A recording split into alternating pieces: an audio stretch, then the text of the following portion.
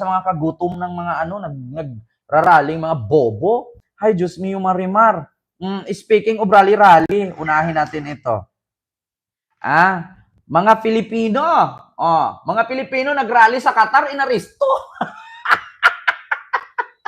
Yan ang napapala ninyo, mga bobo kasi kayo. Ma'am Tet, mega love shout out, mga dipuga, di ba, Ma'am Joyce? Nagrally sa Qatar, pinag-aaresto, sabi ng Qatar, tawag dito, government. Ba't dito kayo nagsisigaw-sigaw, hindi ninyo ito bansa? Ano pinagkagawa ninyo? Kaingay-ingay kayo. Sa Japan nga, nagreklamo ang mga Hapon. Ano pinagsisigaw lang, nok-nik-nik, nok-nik-nik? Hindi namin naintindihan. Nok-nik-nik. Sa Qatar naman, nok-nik-nik, Saramaw, nok-nik-nik, bring him home. Sabi naman ng mga, sa Qatar government, sabi nung mga taga-Qatar government, ano pinagagawa ninyo? Gaiingay lang kayo dito sa lugar namin. Magsiuwi kayo sa batas sa bansa ninyo. Oo. So, ito na. Ito ha, mga kababayan. Wait lang. Ito. Wait lang ha, mga kababayan. Katulad po ng nasabi ko na dati. Ito ha, pakinggan muna natin yung sinasabi ni Laila Dilima ha, mga kababayan. Katulad po ng nasabi ko na dati. Wala po akong balak takasan yan. Sir. Itong sinabi nyo ako! Ano ninyo? Maniwala kayo ba Maleni at ni Senador? I'm really okay right now. Lalaban Pilipino sa Qatar. Inaresto doon. Diyos ko po, nag-ano kasi kayo? Wilga-wilga kayo dyan sa Qatar? Oo, ito na. Pilipinas sa Doha, ang kabisera po ng naturang bansa, na may mga Pilipino na inaresto doon dahil sa umunoy hindi otorisadong political demonstrations. Sa panayam kanina, kay DFA Undersecretary Eduardo De Vega, umabot sa 17 Pinoy ang naaresto sa Qatar. Ang bobobo nyo kasi. Kung hindi ba naman kasi kayo tanga? Ba't kayo nagwiwilga-wilga dyan sa Qatar na hindi naman Arabo si Digong? Kunwari lang yun, Muslim siya. Pero pagkaharap niya Chinese siya kasi 3 apelyido niya, Roa. Oo. Diba? Sabi ni Ma'am Amy Caranto, maraming salamat. Natutuwa ako sa pag-vlog mo. God bless. Salamat po sa iyo, Ma'am, sa super chat. Thank you so much po, Ma'am. Tignan ninyo. Ngayon, tatanungin ko kayo dyan mga Pilipino sa Qatar. Nung inaresto ba kayo ng Qatari government? Tinulungan ba kayo ni Digong? Si Digong nga mismo hindi niya matulungan sarili niya. Kayo pa kaya, mga dipuga? Gid ka mo ba? Ang bubobo, gid ninyo na. Saan ba pinaglalagay yung mga utak ninyo? Tignan ninyo. Yung hamon-hamon ninyo na zero remittance, matutuloy na talaga. Hindi lang 1 week zero remittance, 1 month and forever na talaga pag natanggalan kayo ng working visa dyan. Diba? Ganitong vlogger ang ayaw ng mga didishit. Oo, talaga. Ayaw nila sa akin kasi napapahiya. Tignan ninyo yung kabubuhan ninyo dyan sa Qatar. Pawilga-wilga kayo. Hindi naman Qatari national si Digong at hindi naman naintindihan ng mga taga-Qatar yung mga pinagsisigaw ninyo. Buti nga dyan sa Netherlands, hindi kayo pinagdadampot dyan eh. Tignan nyo. Pero sa Qatar, anything, kahit na hindi naman Qatar ang pinag-usapan, in this case, natin pinag-usapan yung impeachment, no? Qatar. Katarantaduhan ng mga OFW, ayan tuloy na aresto kayo. Yan ang tunay na bring back home, sabi ni Ma'am Ems Maka. Di ba? Tignan ninyo, mga DDS, kung hindi ba kayo tanga, huwag kayo magalit sa akin na yung ibang DDS matino dyan ha. Marami akong kaibigan na DDS matino. Pero nadadamay sila sa kabubuhan ng iba. Zero remittance daw. Tignan ninyo, hindi lang 1 week zero remittance dyan. Parang forever zero remittance sa kayo pag natanggalan kayo dyan ng working visa. Pag natanggalan kayo ng passport na blacklisted kayo dyan, deport ang labas sa inyo na. Tignan ninyo, wala na habang buhay. Tignan nyo, natutulungan ba kayo ni Digong dyan? Tignan nyo paano kayo ngayon matutulungan ni Digong dyan. Naaresto kayo ng Qatari government. Ma'am Dali Babes, hello po. Paano yan? Mirese. I'm sorry, pagpapadala kay President sa The Hague, no? Nandun, na-aresto. So we are going to monitor and report to you. May disipline. Tignan ninyo, naaresto kayo dyan sa kakawilga ninyo patungkol kay Digong. Hindi naman kayo naintindihan ng mga Qatari government at hindi naman kayo naintindihan ng mga taga-Qatar. Hindi kayo naintindihan ng mga camel, lipuga kayo. Ang mga camel ang hinahanap na tubig. Hindi sila naghahanap ng kamuting bulok. Ang kamote, pag bulok, itapon nyo na. Bakit kayo mag-maintain sa kamuting bulok? Meron naman bagong kamote. mabango. 'Di ba? Ang kamote pag mabulok, mabaho, amoy ngipin na bulok. Oo, amoy bagang na mabulok.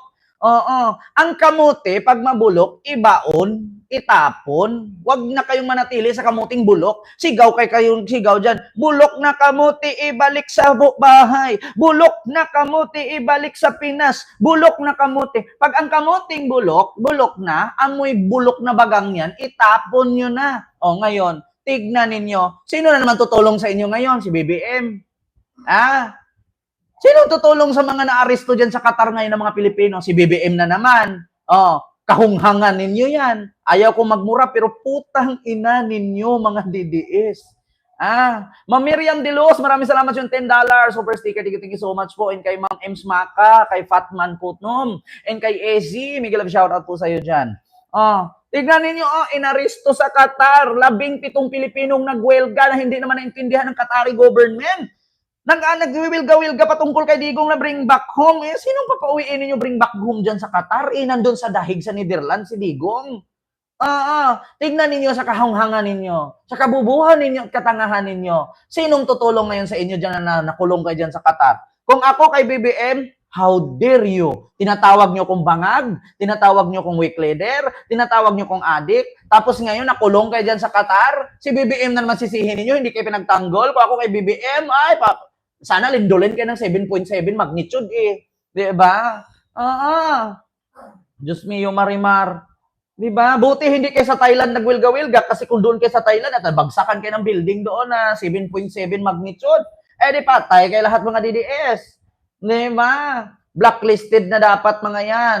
Tignan nyo. Imbis na si Digong ang bring back home, kayo tuloy na bring back home.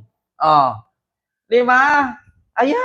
Ayan ang napapala niyo, Mirisi. Ito kayo, ito, pikat. Ito kayo, ayan. DDS ka pa ng DDS, dipuga ka. Ayun, maraming salamat kay Exploring YouTube sa yung super sticker. Thank you so much po. Ayan, ito. Ito, ipakita ko, mga DDS sa Qatar, ito. Kita nyo ito? Pikat, Mirisi. Ayan. Tapos ngayon, sinong tutulong sa inyo dyan? Mananawagan kayo sa government. Magpapatulong kayo kay BBM. Pangulong Marcos, tulungan mo kami, nakulong kami dito sa Kakawilga, kay Digong. Purple yung itlog ninyo. Ayan. Eto, napala ninyo. Ayan. Dasturb. Ayan. Ang bububo nyo kasi, merese. Ayan, resulta sa kabubuhan, katangahan ninyo. Tignan ninyo. Kinumpirma naman ng Philippine Embassy sa Qatar na may ilang Pilipino ang inaresto at Bote naman sa inyo, deserve. Sana nga, pinagbibitay na kayo dyan. Nakita namin, 17 kay binitay. Matutuwa ako't papalakpak talaga ako. Mirese ninyo. Tignan nyo, natulungan kayo ni Digong. Tignan nyo, wilga-wilga ninyo dyan. Pumunta ba si Sara, tinulungan kayo? Deserve. nulong dahil sa pagsasagawa ng hindi otorisadong political demonstration itong Biyernes. Hindi binanggit ng embahada kung may kinalaman ito sa malawakang protesta na isinagawa sa ika-80th birthday ni dating Pangulong Rodrigo Duterte. Si Duterte nag-birthday, nakakulong, billionaire. Kayo nakakulong, nga. Si Duterte nag-birthday, sinilibrate ng mga bobong DDS. Nakakulong pero billionaire. Kayo, nakakulong. Nga. Yung zero remittance ninyo dyan, forever zero na talaga yan. Di ba? Gaba, nakulong. Di ba? Sir Jerry Nunez, official. Yan, resulta niyo may rese ninyo, dasorb. Kung hindi ba naman kasi kayo mga bobo, kaya nga nasasabihan ko kayo mga bobo, tanga-tanga, uto-uto, inutil, hampas lupa, mahirap, pangit ang lahi, di ba? Kasi ang bobo ninyo mga DDS, huwag kayong magalit sa akin. Ang totoo dyan, ang bobo nyo talaga. May rese, tagam.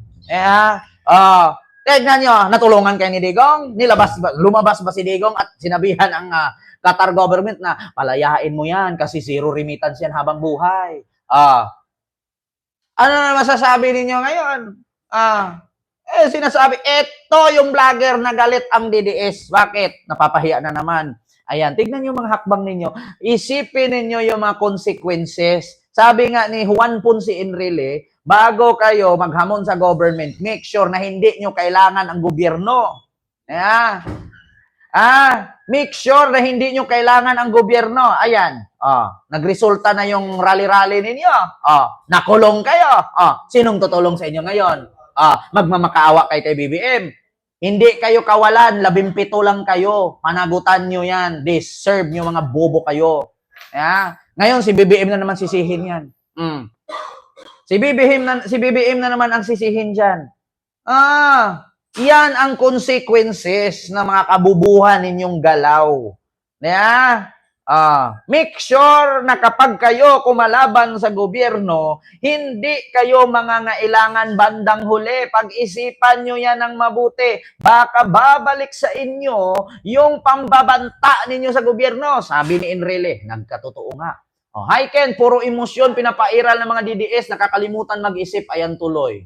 Diba? Maraming salamat sa yung super chat po kay Papa Cho. Ayan, thank you so much po. Diba? Ayan ang resulta.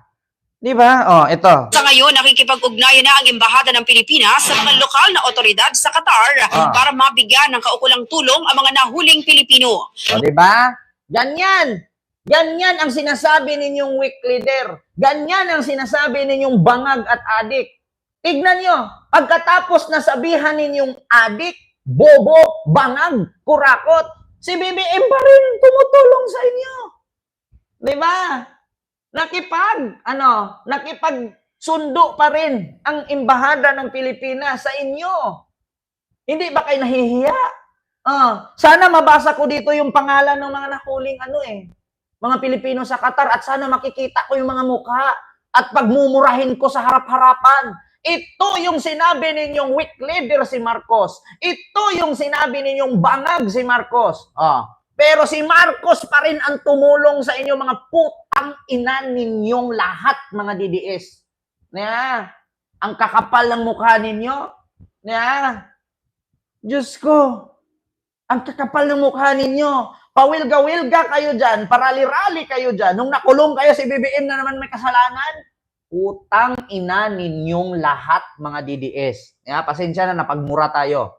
Muli namang nagpaalala. BBM, hayaan mong makulong yung mga hayop na yan. Grabe kung sigawan nila si BBM, grabe kung sunugin nila. Lalagyan pa nga nila tae yung mukha ng tarpulin Ginugupit-gupit pa yung damit. Ngayon, sasabihan ninyo ngayon, si BBM bangag. Si BBM na naman magtanggol sa inyo. Hindi pa rin ba kayo natauhan? Tignan ninyo, nakulong kayo dyan sa Qatar. Naaresto kayo dyan sa Qatar. Lumapit ba si Sara? Pinagtanggol ba kayo ni Duterte? Nga.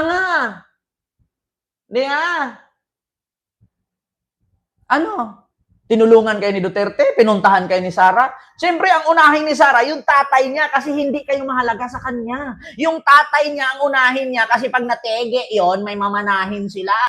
Kayo, tutulungan kayo ni Sara, walang mamanahin si Sara sa inyo. Kailangan lang kayo ni Sara pag eleksyon kasi buboto kayo. Hindi kasi ngayon eleksyon, kaya mas unahin ni Sara yung tatay niya. Yan ang mahirap sa inyo. Diyos ko. Anong reaksyon ni Sara ngayon? Yung West Philippine Sea nga, naputulan ng daliri yung mga Coast Guard. Walang reaksyon si Sara, lalo na yung nahuli dyan. Ng mga Embahada sa mga Pilipino sa Qatar na tumalima lang sa mga alituntunin at patakaran ng naturang bansa sakaling magdaos sa mga pagpupulong at kilos protesta.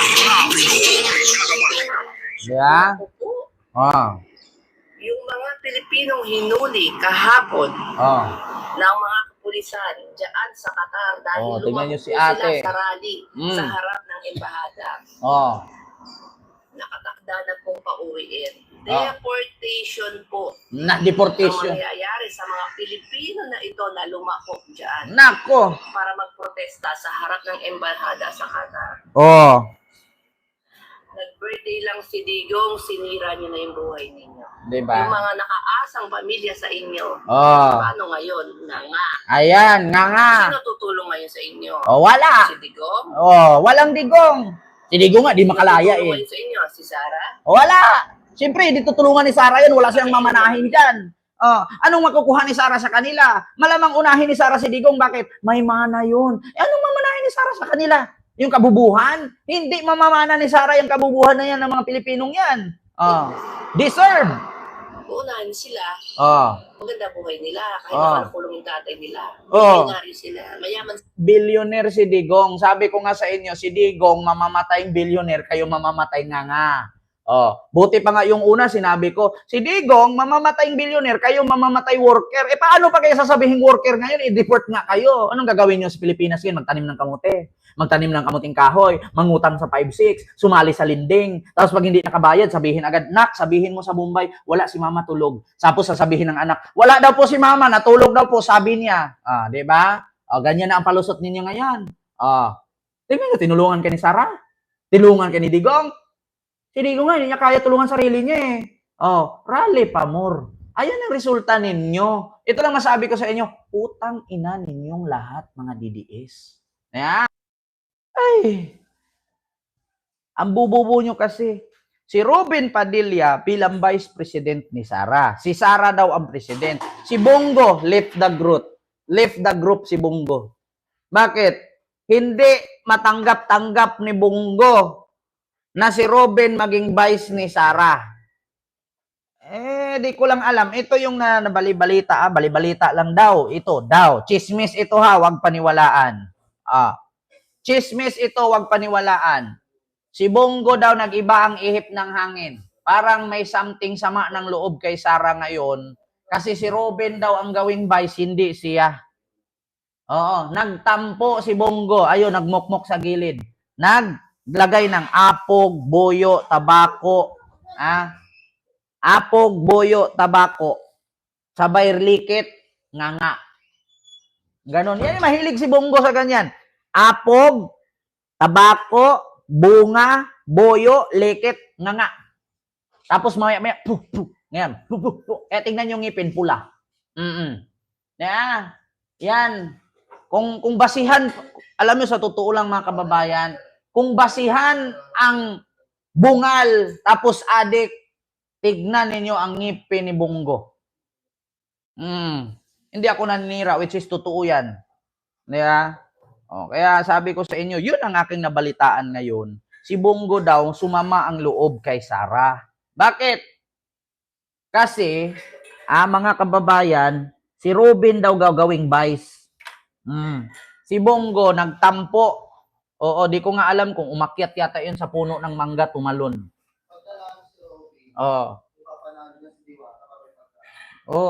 Pag nanalo si Robin, nako, panalo nyo rin si Diwata. Para sabay-sabay na. Diba? Nagliligawan pa mga animal. Paano na si Roque? Mga kababayan, ito yung masasabi ko sa inyo. Nagtatampo si Bongo ngayon.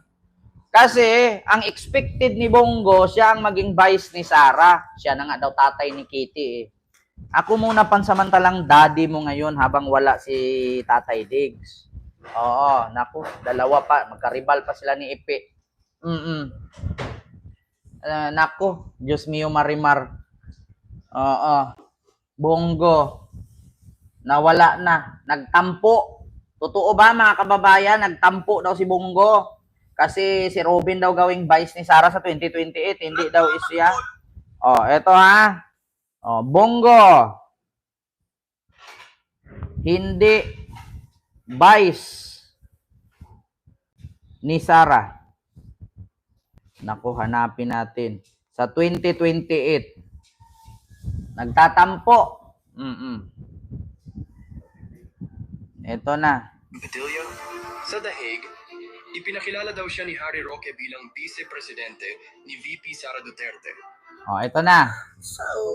Vice President Robin Padilla, sa The Hague, ipinakilala daw siya ni Harry Roque bilang vice-presidente ni VP Sara Duterte. So ibig sabihin may plano na for 2028? Pero wait, boto ka ba kay Robin kung tatakbo siyang VP? Tingin mo ba qualified siya? Ano na rin ba mga nagawa niya sa Senado? Comment down, gusto naming marinig kung yes to Robin or pass. Vice President Robin Padilla, sa The Hague. Vice President Robin Padilla daw, ini-endorso ni Harry Roque kasi ang president si Sara. Kawawa naman si Bongo. Baka yung buong apog, buong bunga, buong buyo, ilulunokin ni Bongo yung isang pakete nun.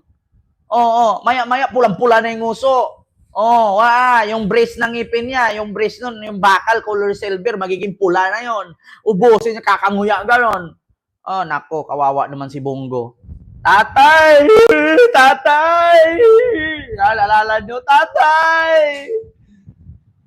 Tatay, hindi na daw ako vice, tatay. Si Ruben na daw ang vice, tatay. Wala na, Bongo. Paano ka gawing vice? Yung anak mo nga, hinamon yung apo ni Digong. Sabi nga nung apo ni Digong, dahan-dahan ka sa sinasabi mo, baka ilabas yung baho ng pamilya mo. Sabi ni Isabel yun, doon kay Clarence. Kay Clarence ba yan? Ay, thank you so much. Meron tayong paboy na manong Starbucks, color pink. Di ba? Mga kababayan.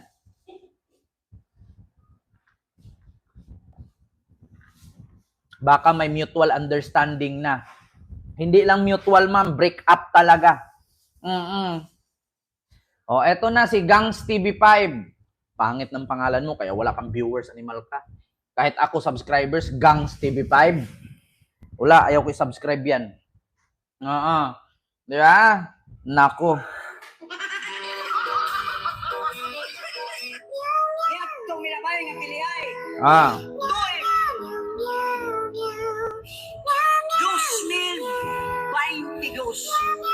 Di palihanta ang usa na kandidato nga gani nakaiusa ang boto sa mga Suboanon.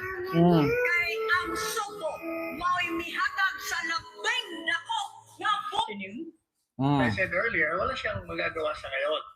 Kasi kung matuluyan siya. Ito sabi ni Sal Panelo, ha. Naku, kawawa na naman dito si Bongo. Alam mo si Bongo, dahan-dahan ang binagsak ni Sal Panelo, mga kababayan. Bakit? Sabi ni Sal Panelo, kapag na-impeach si Sara, si Ruben Padilla ang magiging presidente. Nasaan si Bongo? Pakinggan ninyo, kapag si Sara Duterte na-impeach sa Senado, si Ruben ang gawing presidente. Kung hindi ma-impeach si Sara, dalawa kasi sinabi ni Panelo. Kapag namatay si Digong sa kulungan, yan ang panahon na ikakapresidente ni Sara. Ginawa nga niya si Cory Aquino. Namatay si Ninoy, naging presidente si Cory. Ganon. Ngayon naman, kapag na-impeach si Sara sa Senado, si Ruben daw ang papalit kay Sara bilang presidente. Tangina. Anong gagawin natin? Mga kababayan. Kung mapresidente si Ruben, pag ginira tayo ng China, anong gagawin ni Ruben? Tol! Tumbling muna ako, tol. Asan si anak ni Bibi Ama, tol? Ganon lang. Sasaluin ni Ruben ang bala ng mga Chinese Coast Guard. Ba't tumbling-tumbling siya doon? Buti pa si Manny Pacquiao. Pag naging presidente yan, susuntukin yung mga bala. Pakinggan ninyo. Sal Panelo, pag na-impeach si Sara, si Ruben maging presidente. Kawawa si Bongo. Libigyan nyo naman papel si Bongo. Ang tagal-tagal nagserbisyo niya ni Bongo kay presidente noon. Panahon ni Digong, mayor pa lang siya, kamukha ni Bongo si Charis Pimpingco. Naging presidente si Digong, kamukha ni Bongo si